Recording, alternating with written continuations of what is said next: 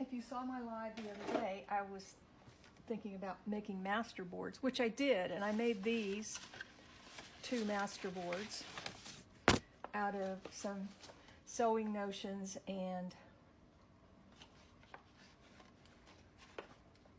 patterns. And these turned out pretty good, because when you copy them, they look totally different than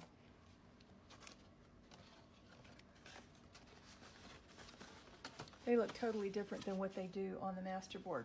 So again, then I got to thinking, well, I wonder, can I just take pictures?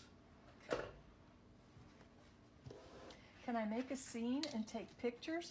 So I did some yesterday, and the more I looked at them, the more I just didn't like some of them. So I have taken those aside. But this is a picture of some buttons on some pretty paper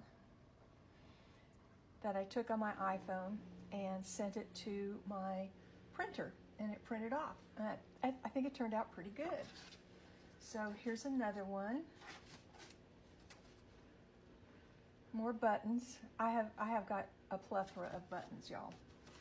And then this one here was my pin cushion and a tape measure. And this here was just some strips of fabric. Here's buttons and some old wooden spools. I collect wooden spools. The more I got to think about it after after my live the other day, I thought, you know what? I have got a boatload of wooden spools. I think I'll just make a little collage out of those. So there you go. I took a picture of it. And this is one of the motherboards from the patterns. It turned out kind of cool. And here's another one of sewing notions. I have a whole lot of really old, look at this, 19 cents for seam binding. You don't see that anymore. These are vintage seam bindings that I use. I do use them in my journals. And this is Gutermann thread. This is new thread. There's nothing new about these. And then these needles, excuse me, are probably vintage. And then here's the other motherboard that I did.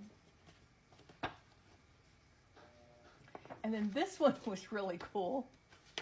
I don't know what my printer was thinking, but I sent something to print and it just got all confused, and that's what it came out. And I thought, you know what, that kind of looks like a patchwork quilt.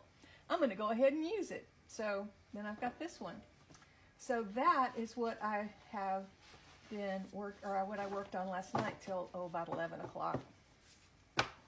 The thing with this is, I found out one thing. If you take a picture with your camera like this, it's going to print out in portrait mode.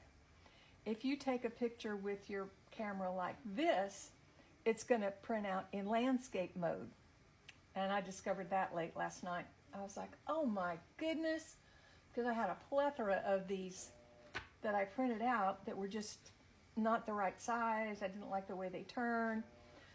Yeah, HP Instant Ink is going to really love me this month because I have just experimented all over the place. So anyway, so if you're going to take pictures and make papers, depending on the orientation of your journal, and I like mine to go, this way.